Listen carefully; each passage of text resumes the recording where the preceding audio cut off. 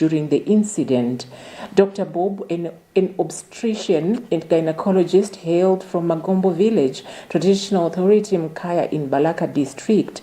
According to a funeral program, she will be laid to rest on Wednesday, 19th November at Mrs. Cemetery in Luntha. Here is part of what Singanyama had to say. Yes, the police can indeed confirm that we received a report that yesterday night around 11 p.m. there was an invasion at a certain house in Chukumla Township. And in the process of the invasion, Mrs. Victoria Bobe, who was 33 years of age, who hailed from Magombo village in the area of traditional authority Mkaya in Balaka district, was murdered in her own house by unknown criminals who shot her in the head. So as police, upon receiving the information, we rushed to the scene and commenced the investigations that are currently underway.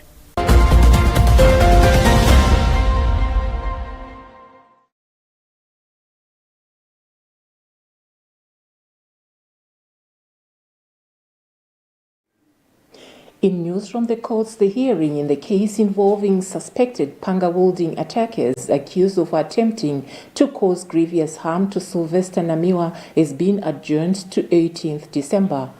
The postponement follows an objection raised on Tuesday by defense lawyer George Jefferson Kazipachike, who informed the court that the defense was not ready to proceed as they had not had enough time to go through state's bulky evidence.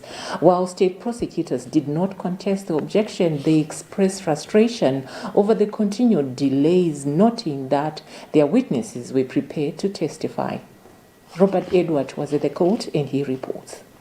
Some of the cases against the 11 suspected panga-wielding thugs stem from the June 26, 2025 incident at the Longa Community Center grounds where Sylvester Namiwa was hacked with panga knives during the demonstrations. The case, which includes charges of acts intended to cause grievous harm and arson, was scheduled to commence on Tuesday following weeks of arrest, bail applications and rearrest until a High Court injunction last Friday temporarily halted further arrest. Addressing Principal Resident Magistrate Benjamin Ichuru, police signaled their readiness, bringing a large screen to present video evidence of the alleged offences. They also confirmed that 3 witnesses, including the primary victim, Sylvester Namiwa, were present and prepared to testify. However, defense lawyer George Jefferson Kazipachike rose in objection. So what we told the court was that we were not prepared for trial today because, as you know, our clients have been in custody since October. And they were in detention, so we were unable to sit down with them, consult them in relation to the evidence that we have been given. So the court heard our arguments, as you saw, and the court has granted us an order of adjournment that the matter should be heard next month on 18. State prosecutors did not contest the objection, but painfully aired out their frustrations that described the sought for the adjournment as delays. The matter will proceed on 18th December. For Luntha, this is Robert Edward.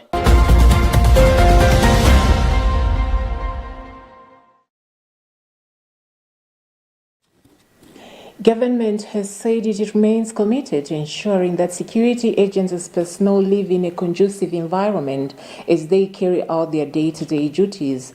The assurance was made in Parliament when the Minister of Lands, Urban and Development, Japi Muhango, responded to questions regarding delays in completing houses meant for security officers.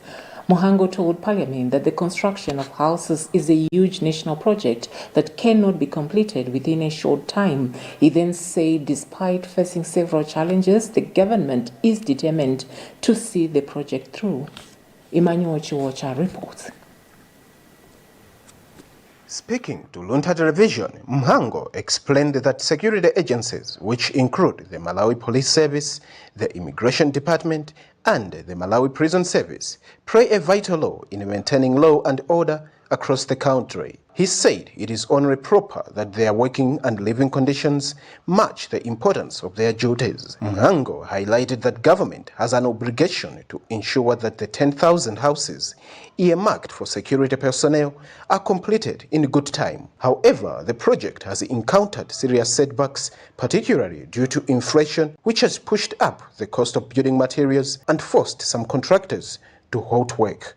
He added that the rising cost of suppliers has created funding gaps, making it difficult for construction to progress as initially planned. As a result, some sites have recorded prolonged periods of inactivity. Government is aware of this situation, and every effort is being made to resuscitate construction of those units to ensure that they are completed, because it is the wish of this government that our men and women in uniform live in decent accommodation.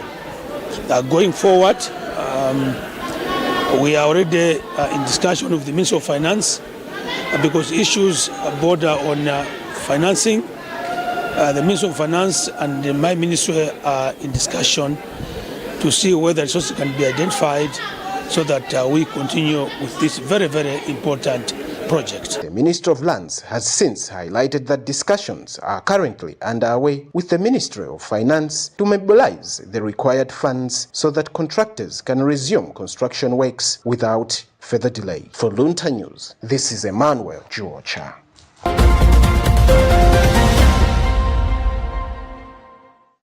You're watching news live on Luntha TV. We take a short break. Stay with us.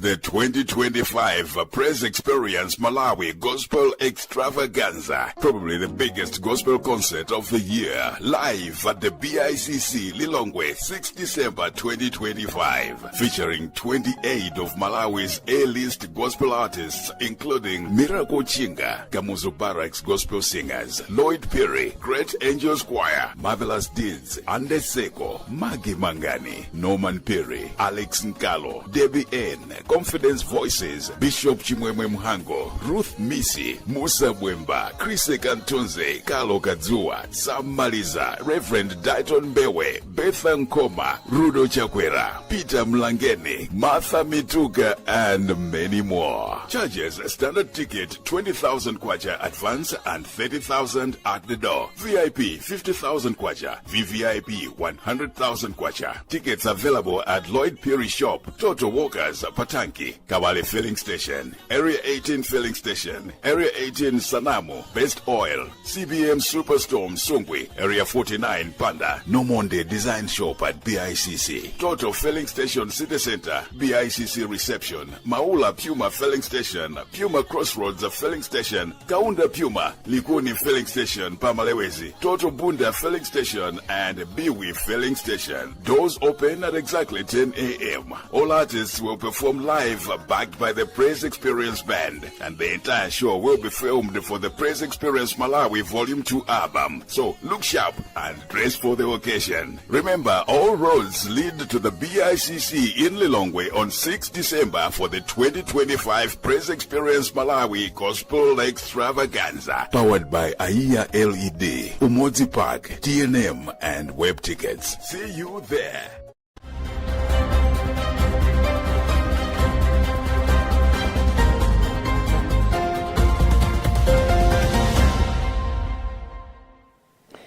Welcome back. If you're just joining us, this is Luntha TV News and I'm Kathy Matura. Before we proceed, here is a recap of the news making the headlines at this hour. Pope Leo XIV calls for urgent climate action in message to COP30 delegates. Police in Blantyre hunt killers of Kamuzu University of Health Sciences lecturer murdered in Chigumula home invasion. Principal Resident Magistrate Court in Lilongwe adjourns hearing in Sylvester Namiwa attack case to December 18 as defense cites insufficient time to review evidence. Guinea-Bissau President Umaru Sissoco Embalo eyes re-election as cocaine trade instability thrive.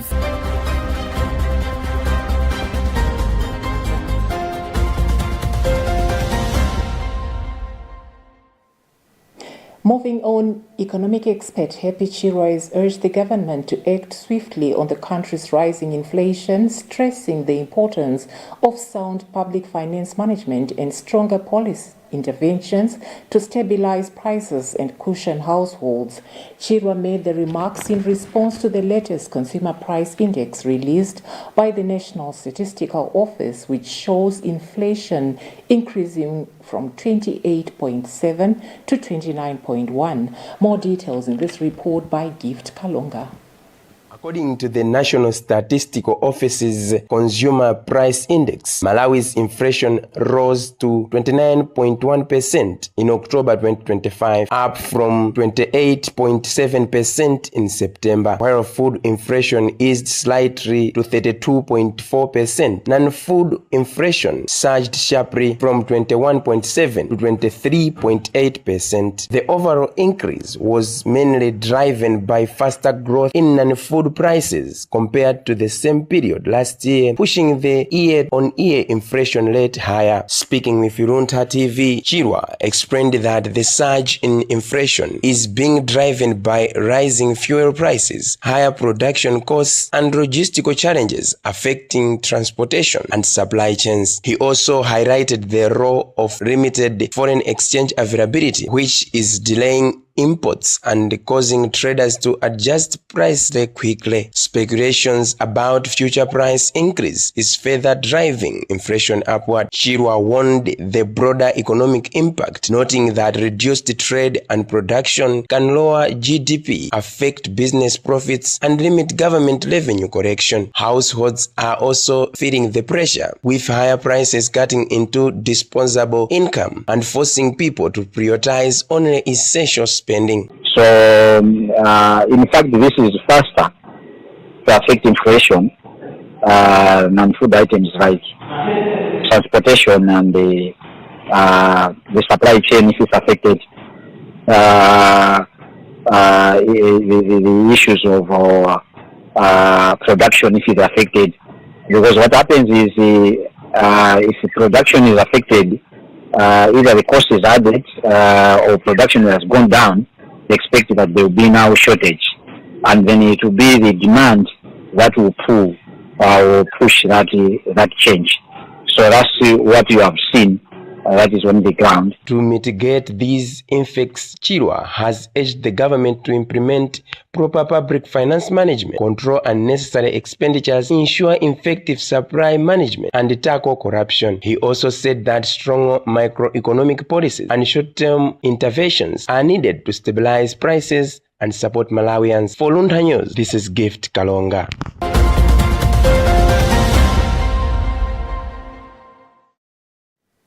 With the coming in of the rains, agricultural expert Felix Jumbe has cautioned farmers against rushing to plant following the early rains, warning that premature planting could lead to severe crop failure if the rainfall becomes inconsistent. Jumbe noted that many farmers are heading to their fields without verifying whether the soil has adequate moisture for germination, a risky move given the current unpredictable rainfall patterns. Although the early showers have prompted some farmers to begin preparing for maize and other crop planting, Jumbe stresses that planting without proper moisture checks could further threaten this year's food security. Judith Organ has more in this report. Jumbe said farmers should only plant after receiving 25 millimeters of cumulative rainfall, warning that anything less makes germination impossible. He stressed that most farmers lack tools to measure rainfall, leaving them highly exposed for starts and prolonged dry spills that could wipe out entire fields. He further noted that this season's rainfall is likely to remain inconsistent, making it risky to plant crops that are not drought tolerant. Jumbe advised farmers to prioritize tested drought-resistant varieties as a way of reducing losses. And the risk now is if farmers are just planting without measuring, that's the problem, without measuring the amount of millimeters that they have received cumulatively or on an individual downfall of rain, then it will mitigate or that risk is to measure. So, but you and I know most farmers have no ability to measure, but there are other means and ways of measuring that they can undertake. Jobe added that Malawi is not adequately prepared to support farmers during such unstable weather conditions. He blamed poor planning, saying the early agricultural campaign launched in mid-September was politically motivated and not aligned with scientific realities. For Luntha News in Lilongwe, this is Judith Oka.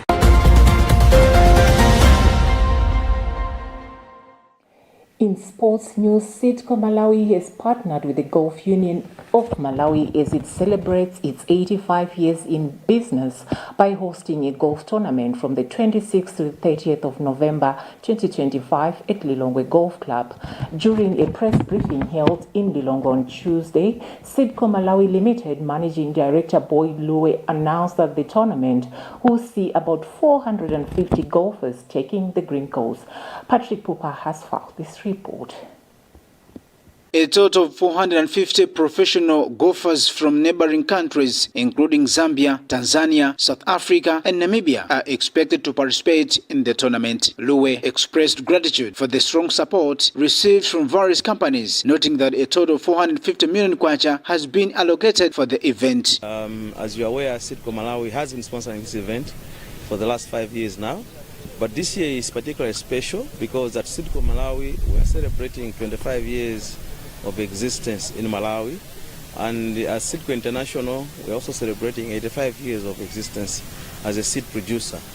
So this year's tournament takes on special significance.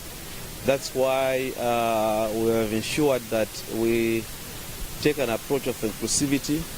We've tried to make sure that we accommodate as many ladies as possible in the tournament, as many juniors as possible, and as many professional golfers as possible from the region, because as you know, Sidco operates in 19 African countries. So each and every country that is rented here in the golf tournament, there's a Sidco presence there. So we're very happy that we are the main sponsor of the event. We have put 450 million to power this event. Golf Union of Malawi President Gift Kawamba praised Sidco Malawi Limited and other supporting companies, adding that as an association they are fully prepared for the tournament. Next week, the Lilongwe Golf Club will be a busy place as far as golf is concerned. But we are hugely proud that this event has been supported by Sidco. These are our major sponsors. They come every year to support the Malawi Open tournament. But apart from that, I think we have also other sponsors who have also supported this event.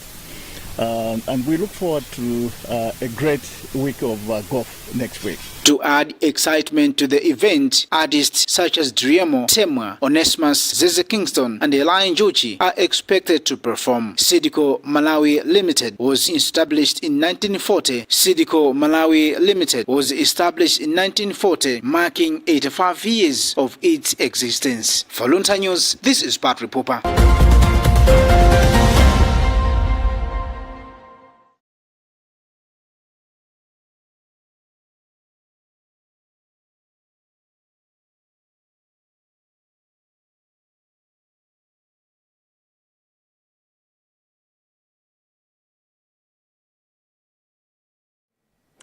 In African news, Umaro Sissoco Embalo is aiming this month to become the first incumbent president to win re-election in Guinea-Bissau in 3 decades, but his time in office so far has hardly brought stability to the parish-prone country. His government has reported multiple attempts to oust him since he took office in 2020, including a coup attempt in 2022 in which gunfire rang out for hours near the compound where he was holding a cabinet meeting. The cocaine trade in the West African nation appears to be booming, with one recent report by a civil society group describing it as potentially more profitable than ever before. Here is a Reuters report read by Tandiwe Mzumara. The 53-year-old former Army General has faced non-stop challenges to his legitimacy, with opponents insisting he did not actually win the 2019 election, and more recently that he has overstayed his constitutional mandate by several months. Nevertheless, Embalo is in a strong position to win a second term when the country of roughly 2 million goes to the polls on November 23rd for presidential and legislative elections. That is partly because the man widely seen as his top challenger, former Prime Minister Domingos Simões Pereira, has been barred from contesting. If he does win, Embalo will continue to face long odds in delivering on his professed goals of tackling poverty and significantly improving health and education in the former Portuguese colony, which remains largely reliant on cashew exports, for which prices are volatile. Embalo served as a presidential advisor and minister in previous administrations before President José Maria Vaz appointed him prime minister in 2016. He lasted just over a year before being sacked, one of 7 prime ministers Vaz ultimately cycled through. Both Embalo and Pereira ran for the presidency in 2019, facing each other in a runoff that Embalo won with 54% of the vote. But his promised new era of stability never materialized. Pereira petitioned for the election to be annulled. The 2022 coup attempt was followed by clashes in the capital the following year, which Embalo said was another attempt to oust him. He dissolved parliament in response, and the country has gone without a functioning lawmaking body since. Just last month, the army announced yet another coup attempt, leading to the arrests of a group of senior officers. Amid the political turbulence, the cocaine trade continues to flourish, with Guinea-Bissau, like other West African countries, a transit point for smugglers shipping drugs from South America to Europe. Guinea-Bissau's projected GDP growth for this year is 5.1%, according to the International Monetary Fund, IMF, and Embalo has stocked up mineral assets, including bauxite and phosphate.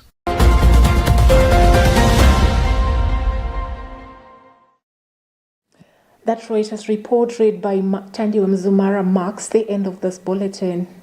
And here are the headlines once again. Pope Leo XIV calls for urgent climate action in message to COP30 delegates. Police in Blantyre hunt killers of Kamuzu University of Health Sciences lecturer murdered in Chigumula home invasion. Principal Resident Magistrate Court in Lilongwe adjourns hearing in Sylvester Namiwa attack case to December 18 as defense cites insufficient time to review evidence. Guinea-Bissau President Umaro Sissoco Embalo eyes re-election as cocaine trade instability thrive.